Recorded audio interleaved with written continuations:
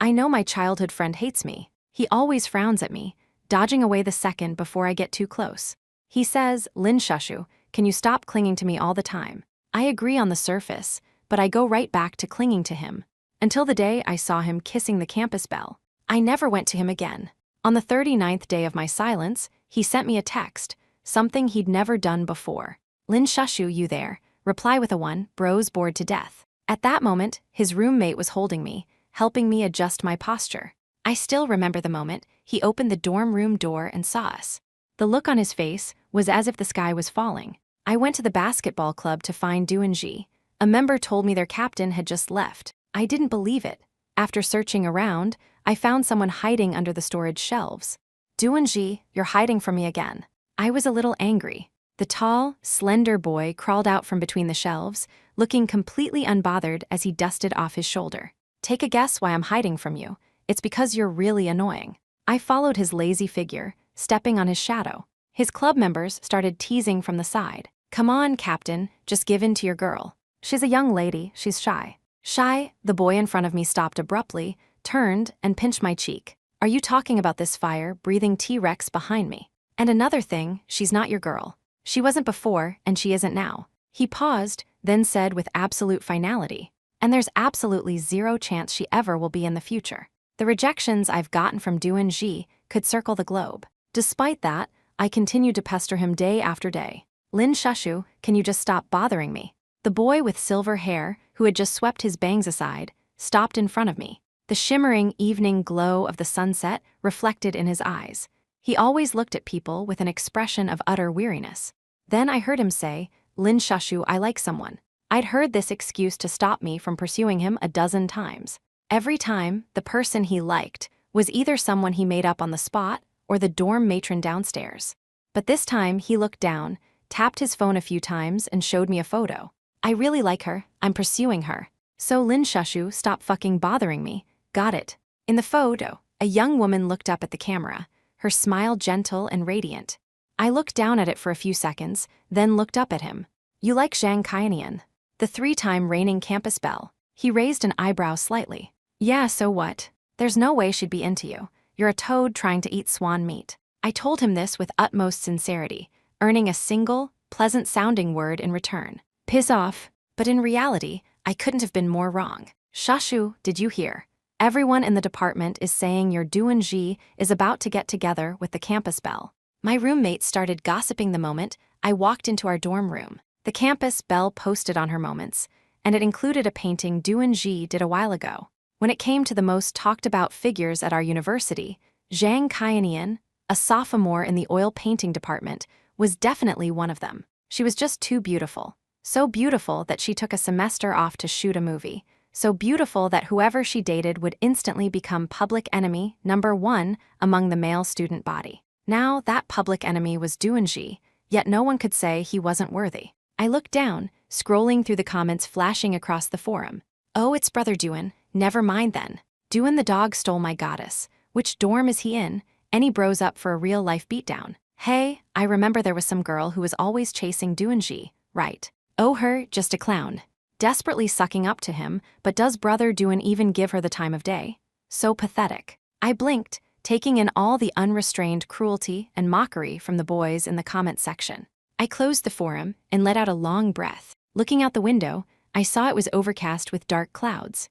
The weather was awful, and so was my mood. Usually when I'm upset, I play games to vent. I'd only downloaded the game to chase after Duanji, but after playing so much, I'd unexpectedly grown to like it myself. I went online, checked my friends list first. Duanji was on. I invited him out of habit, though the number of times he'd actually accepted my invitations could be counted on one hand. But unexpectedly, this time he actually accepted. My mood shifted slightly. Seeing his character portrait pop up, my eyes still stung a little. Even though he was always casting me aside, I always hoped he would spare me just one more glance. But he was different today. He didn't turn on his mic to mock me. He just focused on playing, and we pulled off a few beautiful coordinated plays. After 3 matches, I typed in the chat box, "This isn't you, is it?" A brief pause. A sound came through my headset, mixed with a little static. It was a light, pleasant male voice. I knew instantly it wasn't Duanji. He would never sound like that. his tone lilting, with a hint of playful curiosity directed at me. How'd you figure it out? He never gives me any loot when we play. You just gave me a level 3 helmet and level 3 armor. He laughed again. The sound traveled through the headset cable, and for some reason, it made me feel as if we were too close.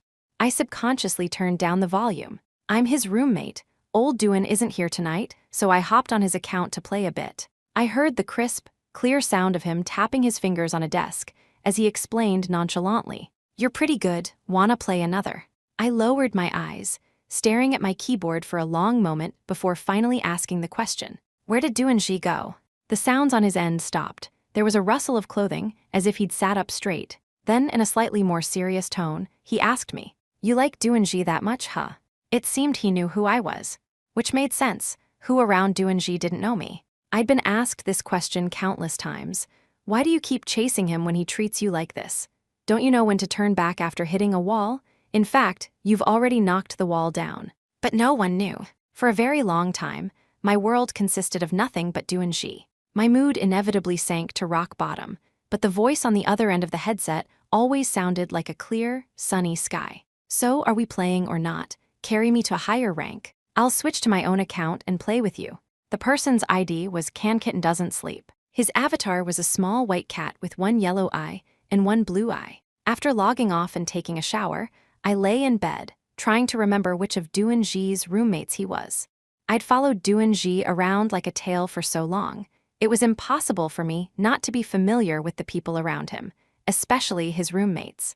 But the voice I heard today was a little unfamiliar. My attention was almost entirely on Duanji, so I didn't really remember any other boys. After a long while, I finally came up with a candidate. I think it was the roommate Duanji got along with the least. I remembered Duanji complaining to me about him. "Wok, I don't know what his problem is, but it's like he can't stand me.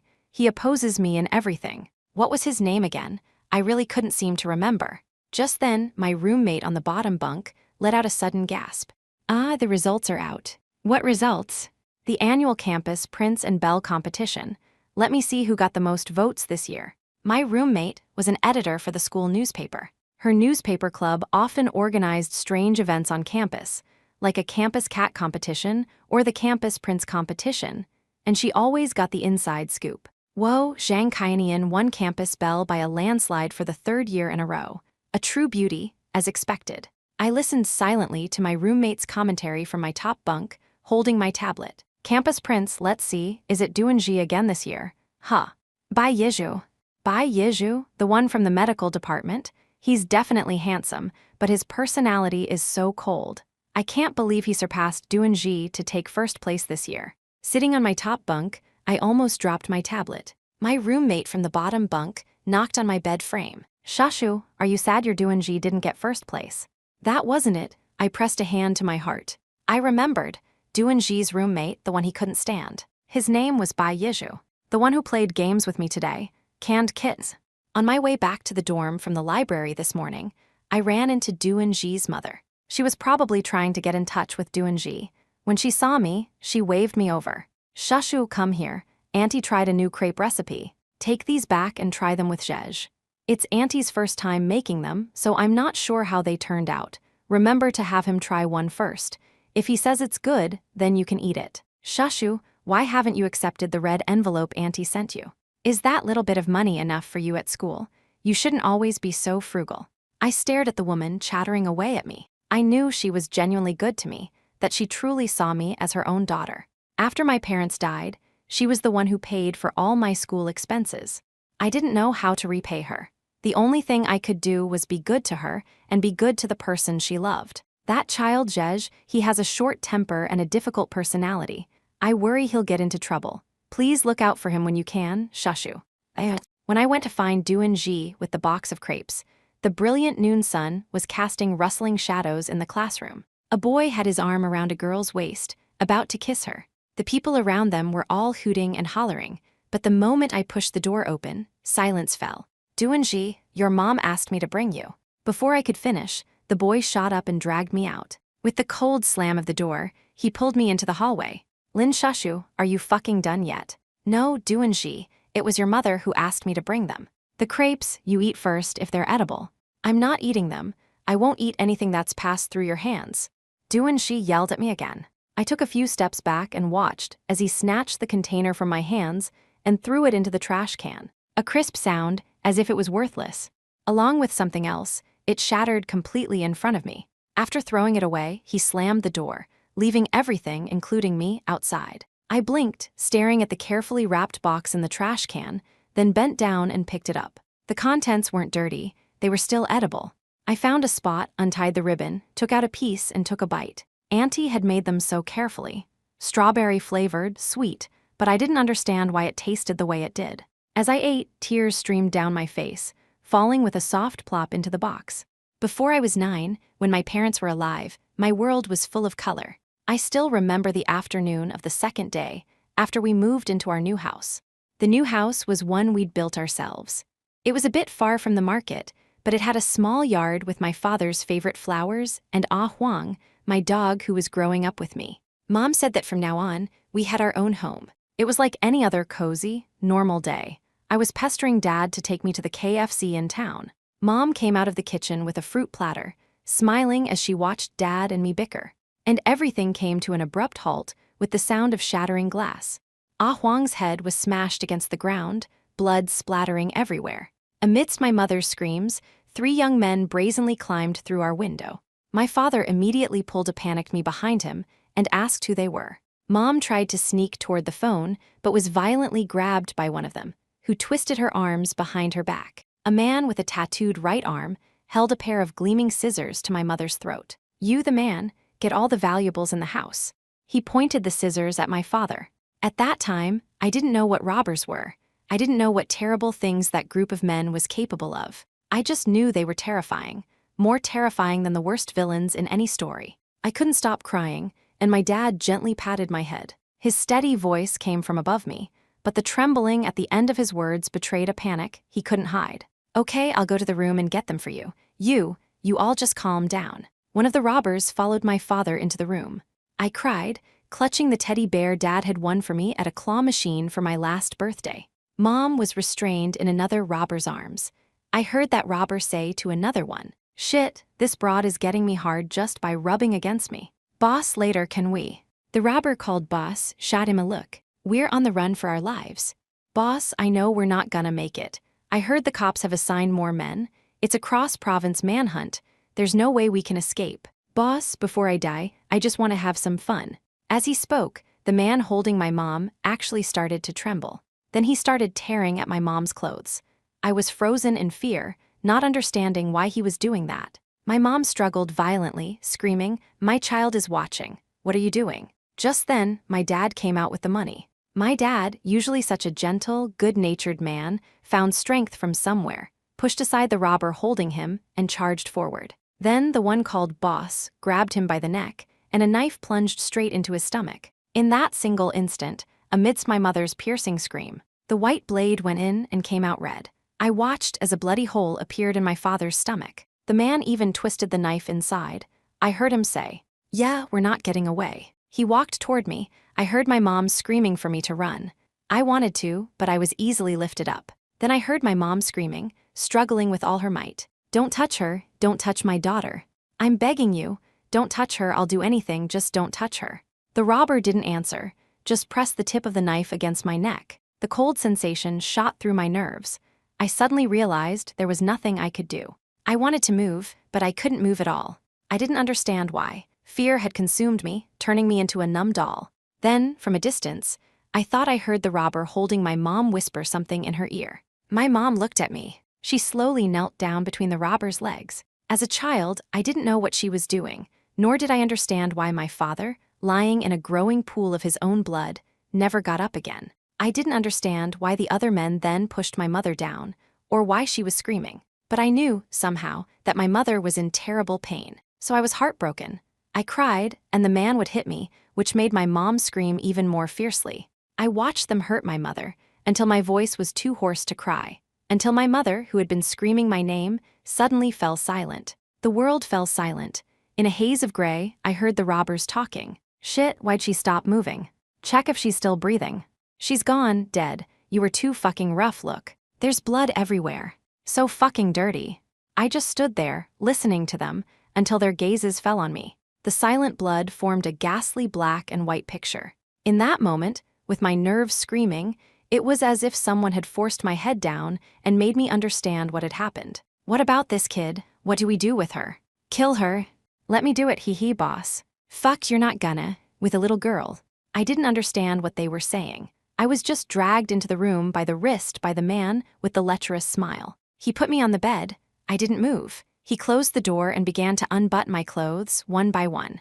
I looked down at him, watching as his head bent down to kiss my collarbone. My world was falling apart. The cawing of the crows outside tore at my heart. Images of my parents' deaths flashed in my mind. The alarm clock by the bed suddenly went off. It was the one my mom used to set for me, because usually at this time, Starlight Warriors would be starting on the kids' channel. It was a story about handsome, armored knights saving the world. I always watched it on time, fantasizing that an armored knight would come and save me from my own trivial girlish troubles.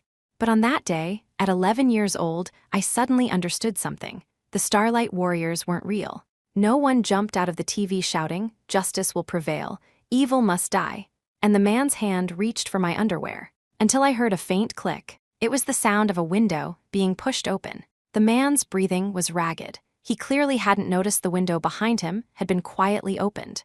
But I was facing the window. I saw it clearly. I remembered him. He was the kid from the neighboring house, not exactly close, whom I had just met yesterday. His name was Duanji. We had made plans to play together today. He wasn't really my Starlight Warrior. He wasn't an adult. He wasn't calm. He was reckless, impulsive, and full of rage. But he struggled to lift the brick in his hands and brought it down on the head of the man on top of me. Scum, beast, piece of shit. Those seemed to be the filthiest words a child could know. He said them as he kept hitting, until there was a noise outside the door. I flinched in fear. He dropped the brick and grabbed my wrist. "Run," I heard him say. A single, quiet word. The boundless, bleak sunset and the color of blood converged in his eyes. I stared into them. He pulled me along as we ran. It was the cruelest sun I had ever seen. We ran for a long, long time, past endless fields of wheat, across the vast horizon, under a half-sun that burned like embers. Eventually, he led me to his house. When the adults found out, they immediately called the police.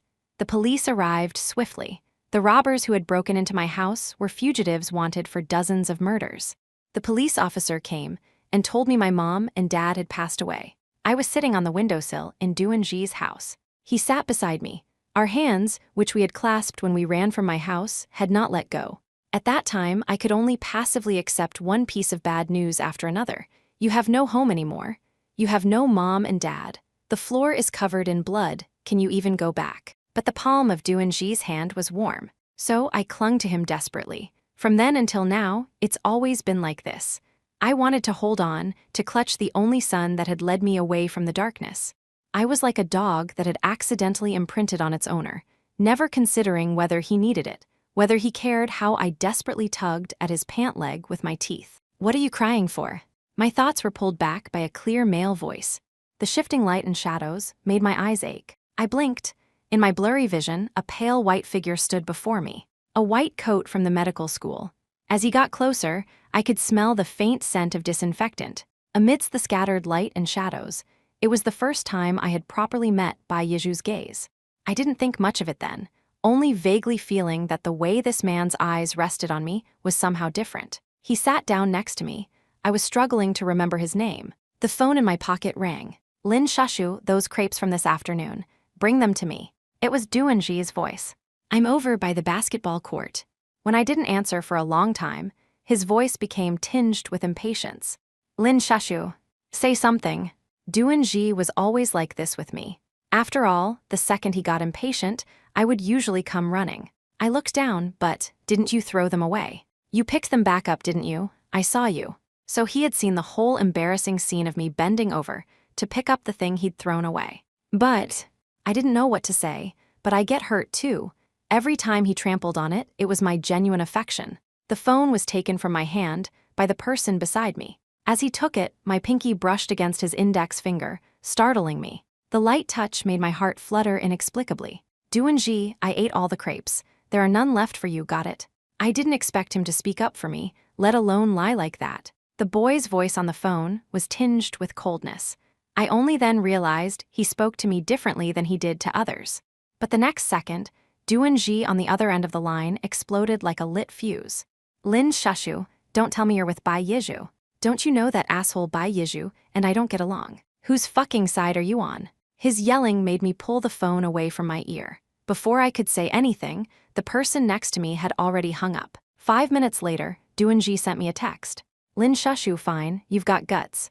Now, it seemed there was no way I could clear my name. But the person beside me seemed very pleased. He twirled the phone in his hand before returning it to me. The moment he handed it back, our fingertips brushed again. I don't know why my heart wavered in that instant. My brain just froze.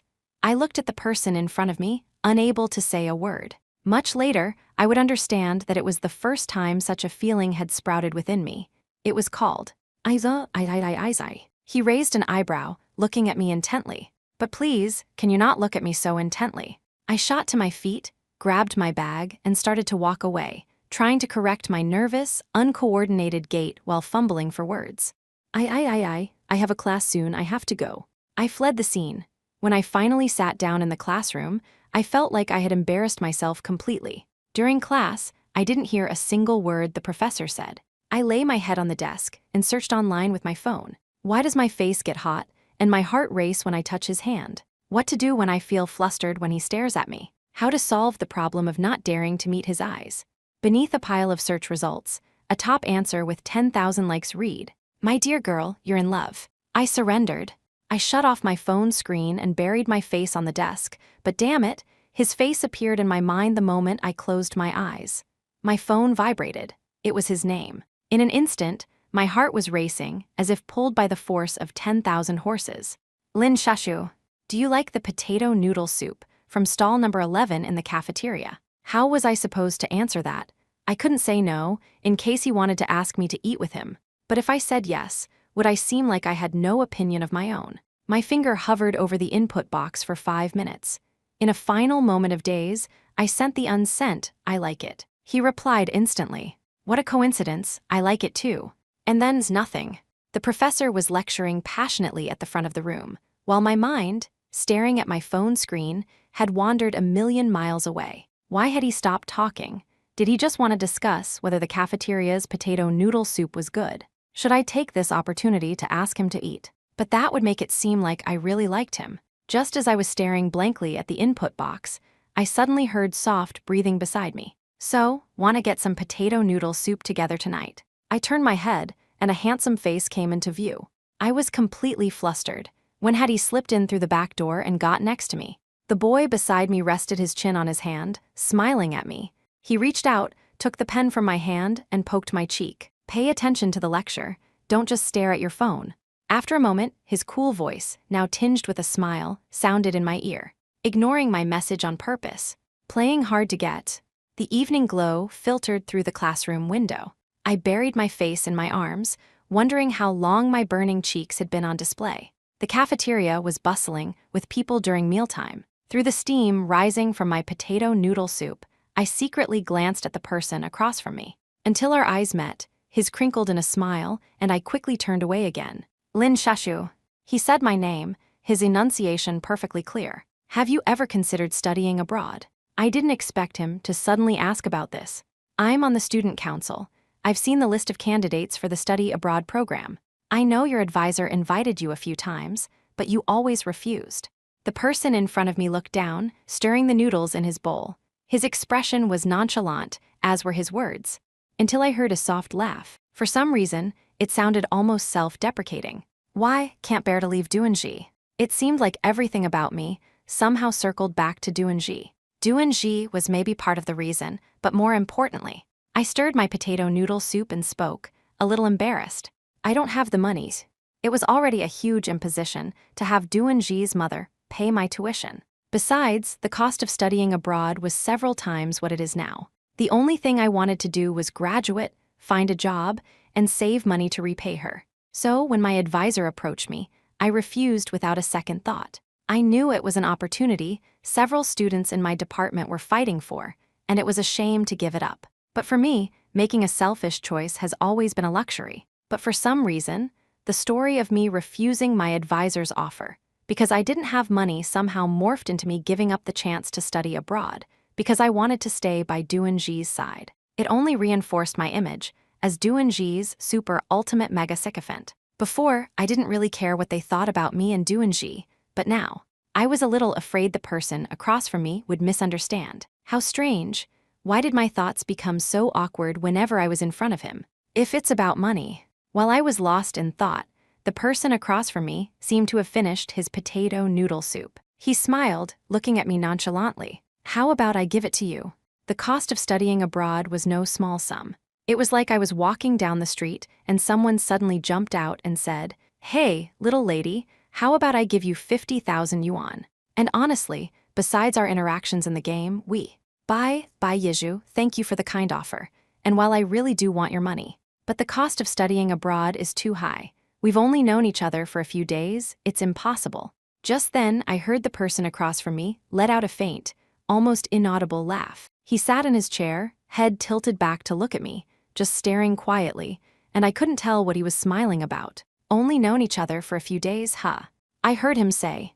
I didn't catch the rest of his words, but he had already stood up and raised his hand, as if to pat my head, before letting it drop. Never mind, Lin Shushu. His voice was very low, and with the noisy backdrop of the cafeteria, it was hard to even hear clearly. If it means you'll get away from him, I'd be happy to pay for it.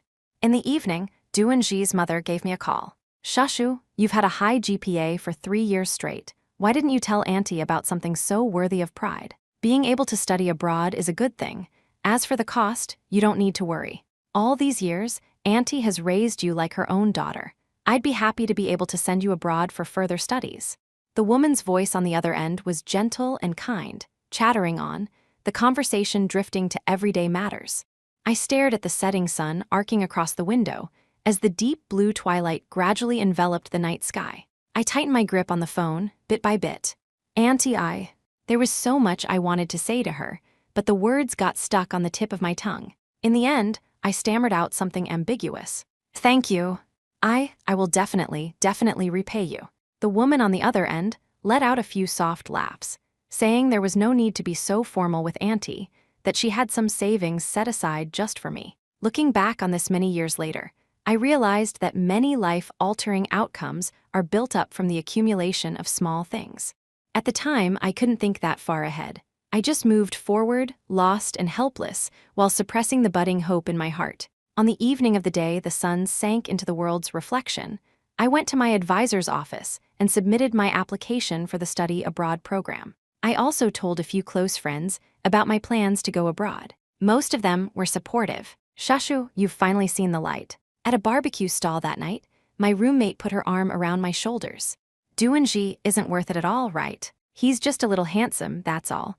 I don't get why you chased him for so long. This is so much better for you, having a bright future ahead. After paying the bill, I helped my unconscious roommate back to the dorm. As I took out my keys to open the door, a keychain charm fell out and dangled in the night air. It was a slightly grimy, plush dinosaur, looking up at me pitifully in the shimmering moonlight. Of course it was grimy. I tugged its tail. After all, I was only 10 years old when it was given to me. I think the only not-so-bad side effect of my parents' death when I was 9 was that I could no longer cry at even the most tear-jerking movies, because I felt that none of their protagonists had it as bad as I did. My parents had apparently eloped, completely cutting ties with their relatives. This meant that after they passed away, I had no other relatives in the world. Where I would end up became a difficult problem, though in reality, it wasn't that difficult. In a case with such huge implications, one homeless little girl wasn't that important. I was pushed around, clutching my parents' urns, with nowhere to even sleep. My home was sealed with yellow tape, like a distant, isolated building. I didn't understand anything and didn't dare ask any adults. Until a warm hand touched my forehead. You poor child, your name is Lin Shushu, isn't it? Would you like to come live with us? It was Doenji's mother. She was an elementary school teacher in our small town. I had a natural aversion to adults, so the moment she touched me, my first reaction was to shrink back. Then, out of the corner of my eye, I saw the child behind her. Doenji. According to his mother, Doenji was at that age where even dogs found him annoying. But even this Doenji, who wouldn't even look at me, was the only light in my dark world. So I went to live at Doonji's house. For a long time, only by following him, watching him, and holding his hand could I stop feeling scared and terrified. But at that age, in your early teens, understanding of relationships with the opposite sex is just beginning to dawn. Any sort of association with the opposite sex would be met with ridicule from other kids. So, whenever I went to find Doonji, his friends would laugh at him mockingly. "Yo, Doonji, your little wifey is here for you. Doonji, why aren't you holding your wife's hand? Get together, get together, get together." Amidst the escalating jeers, Doonji would violently shake off my hand when I tried to hold his. "Can you stop following me? You're so annoying, don't you know that?" Doonji said things like that to me for over a decade. But I was scared. It was an almost physiological fear that drove me toward the only light that had ever saved me. The blood pouring from my father's stomach, the look in my mother's eyes before she stopped breathing. Nightmares plagued me whenever I closed my eyes, and only by being near Doonji could I hope to borrow the warmth of my only son and slowly calm down. One night, I was too scared to sleep, feeling as if I were about to be swallowed by thick, dark shadows. I secretly slipped into Doonji's room. I climbed into his bed and curled up beside him, as if that would keep the shadows from chasing me, as if the man from my dreams would stop tearing at my clothes. Because Doonji would leap up from behind me and knock him out with a brick. But Doonji, who woke up thirsty in the middle of the night, discovered me. In the pale moonlight, I saw him staring at me with something close to terror. Doonji was 13 then, and I was 11. I looked at him, confused, not understanding why there was a bulge under the sheets covering his lower body. Then Doonji kicked me out of his bed. "Get out." He said it to me in a rough, harsh voice. I was used to him pushing me away, but that night I was truly terrified, and I clung to his arm, until my tears hit the floor. What are you crying for?" He was completely clueless, pushing me toward the door. I gripped the doorframe tightly. I'm scared. I was scared of the dark, scared someone would sneak into my room, scared that the knife would be plunged into my stomach. And the only one who could save me was Doonji. I heard him sigh. Then he crouched down and rummaged through a pile of junk by his desk, finally pulling out a dirty dinosaur, still in its plastic wrapper. It seemed to be a free toy from some snack pack his mom had bought. "Here." He tossed the dinosaur into my arms irritably. "It's me. If you're scared, just hold it." Then he gifted me with the sound of a door slamming shut. Doonji never knew that I slept in front of his door all night, hugging the dinosaur he gave me. I've washed this charm countless times, and I've used it ever since. After getting my drunk roommate settled in, I sat alone at my desk, fiddling with the dinosaur charm. The grinning dinosaur was different from Doonji. Doonji never smiled at me. I opened my phone. My chat history with Doonji was still on the message he'd sent me that morning, after I hung up on him. "You've got guts." This seemed to be the first time a conversation between us hadn't ended with me having the last word. I swiped my finger across the phone screen and gave him a call. I hadn't thought through what I wanted to say. Maybe I wanted to tell him I'd accepted my professor's study abroad offer. Maybe I wanted to tell him that I thought it was time for me to let go, to learn to leave him. But in truth, I never got the chance to speak. He hung up on me, without a moment's hesitation. I stared at the screen for a long time, then put my phone away. When I looked up, the faint light of dawn was already filtering through the windowsill. I thought, it's time for me to light my own lamp and run forward by myself. I don't need the sun. My schedule after that was filled with language studies and taking the required preparatory courses arranged by my professor. The days suddenly became hectic, the sunset stretched thin, while I was getting dizzy from German's masculine, feminine, and neuter genders. Bai Yizhu was always there to suffer through the torture with me. I hadn't sought out Doonji in a long time. Sometimes, passing by the basketball club felt surreal. I still remember the day before I boarded the flight to Munich. It was the first time in 3 months that I went to find Doonji. I waited for him downstairs from his dorm. His roommate told me he'd gone to an internet cafe, so I stood there under a flickering streetlight and waited. In truth, I was watching a little girl there. She told me she was scared. She asked why Doonji would save her for a moment, but not for a lifetime.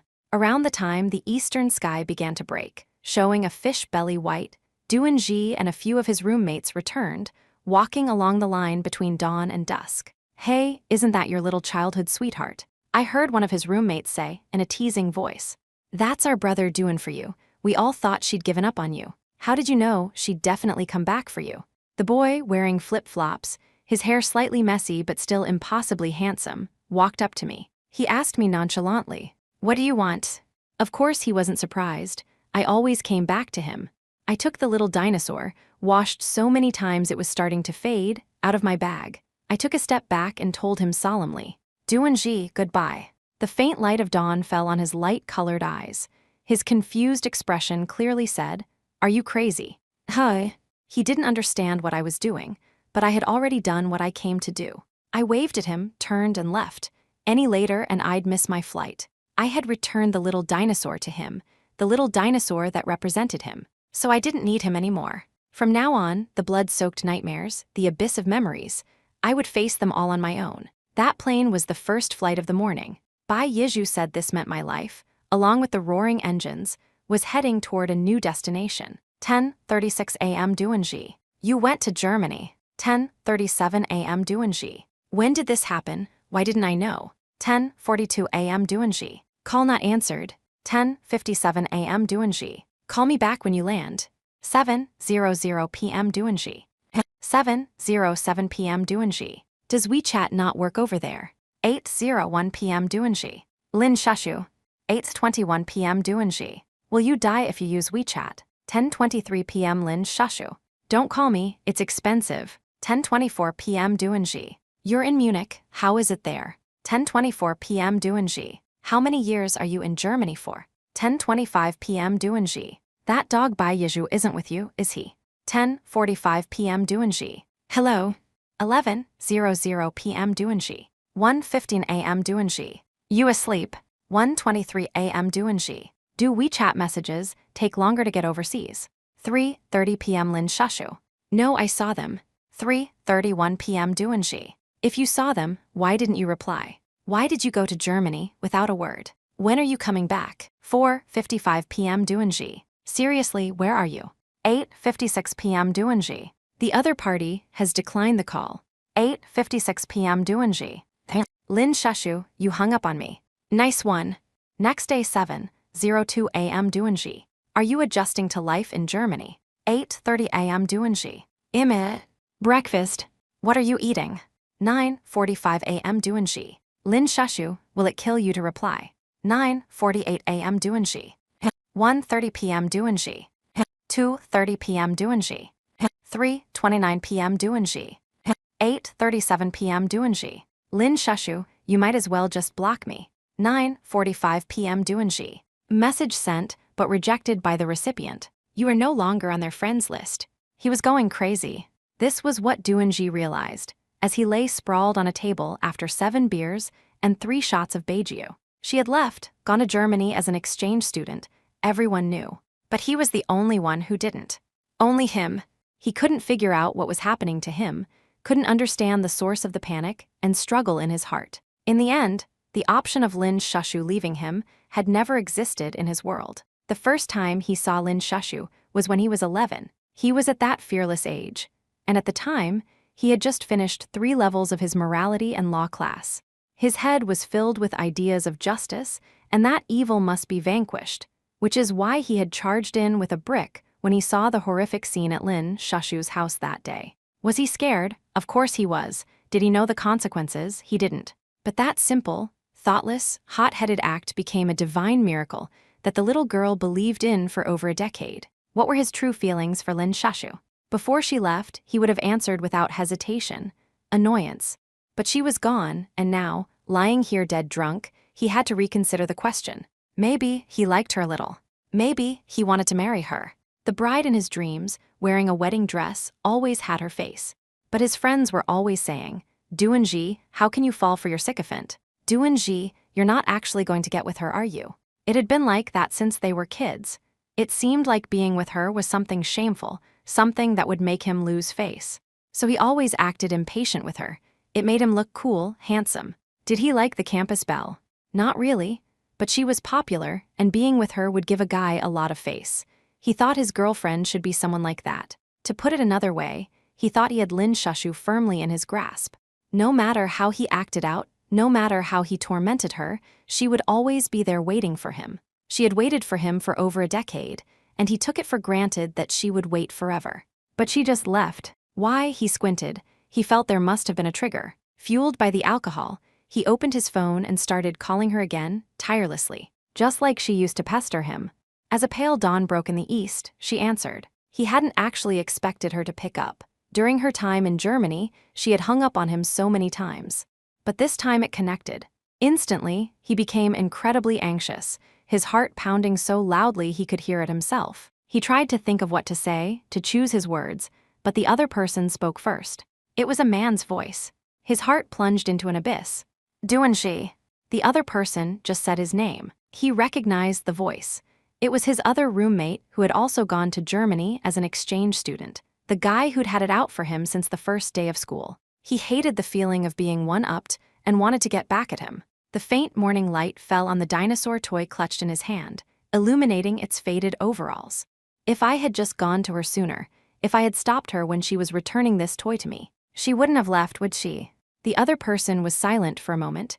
He felt that he hadn't lost completely. After all, he'd had a chance to make her stay. Until the person on the other end spoke, in an infuriatingly calm tone. Duanxi, have you ever considered something?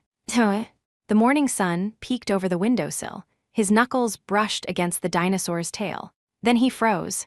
She was never in love with you at all. Extra, the boy and his story. The year he was 13, Bai Yizhu met Lin Shushu for the first time. It was truly a memorable day, because no one knew that the 20-year-old Bai Yizhu, surrounded by accolades, the top student in the medical school, the teacher's favorite, had once been the most notorious delinquent in the district, the most rebellious punk, and the most profligate rich young master. His father was a famous local entrepreneur who'd had him late in life, and his grandparents doted on him to death. So there was almost nothing Bai Yizhu wanted that he couldn't get. Like any rebellious teenager growing up in such an environment, he spent his days idling, causing all sorts of trouble, until he started bullying an unremarkable boy from the class next door. The boy really had nothing special about him. When they bullied him, he would just clutch his school bag and try to avoid them. But that day was different. The third time they cornered the boy in a corner of the school building to mess with him, a shadow fell over them. He only saw the fluttering hem of a uniform. Lin Shushu, wearing the same school uniform as them, stood in front of the boy, holding a steel pipe, and stared at him coldly. The autumn wind swirled, and the girl's eyes seemed to hold a world of emotions. At that moment, only 2 words remained in his mind. Marriage. A delinquent's logic is just that simple and crude.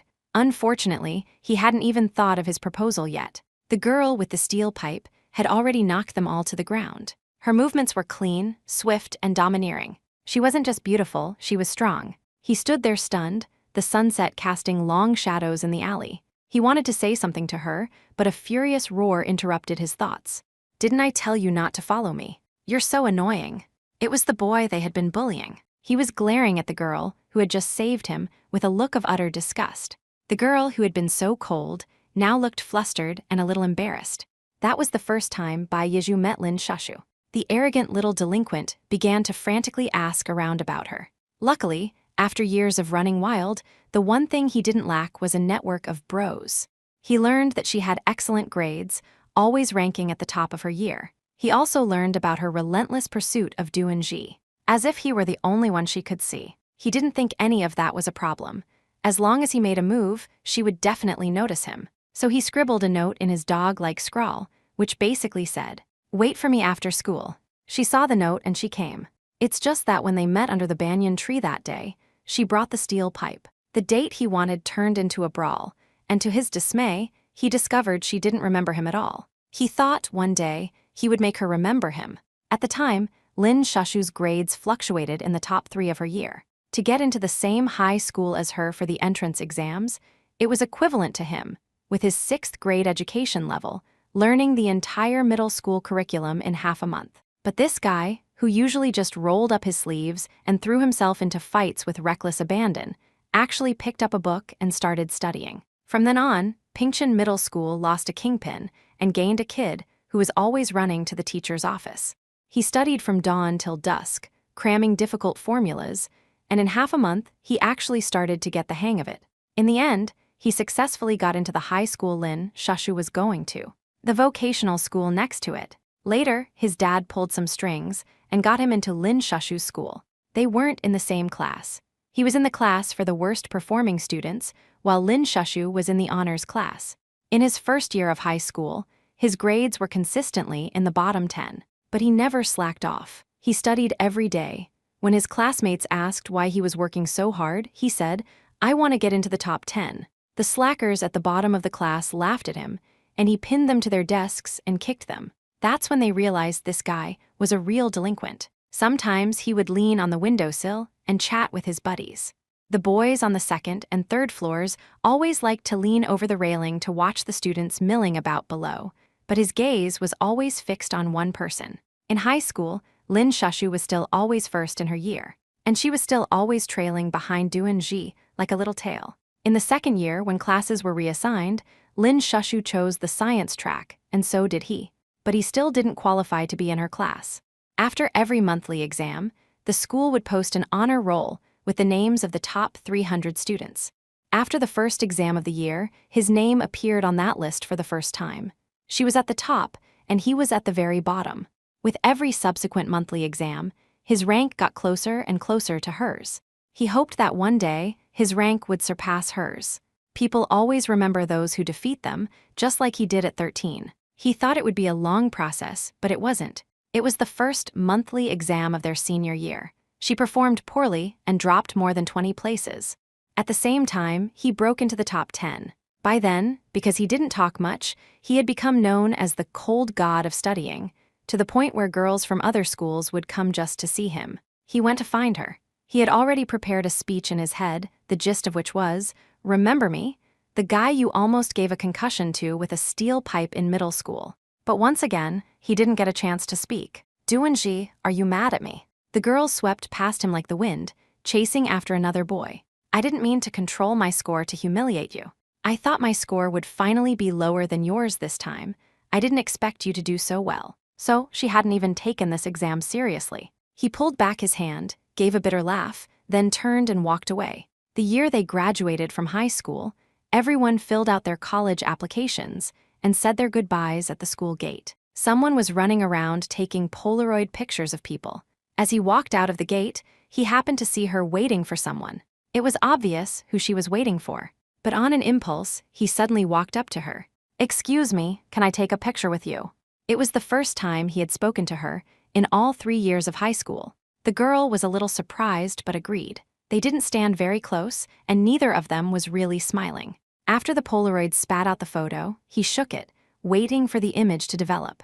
But she had already walked away without a backward glance, apparently chasing after Duan-ji, who had just tried to sneak out of the other school gate. He thought, "She won't remember me this time either." And then college. He hadn't expected to end up at the same university as her, and what he really fucking hadn't expected was that he would become roommates with that kid Duan-ji. One day, when he was home for the new year, his super beautiful cousin, the one who'd been scouted by a director, also came back to the country. The few of them were chatting and laughing for a long time when someone bumped into his bookshelf. Half the books fell off, and a photograph was exposed on the floor.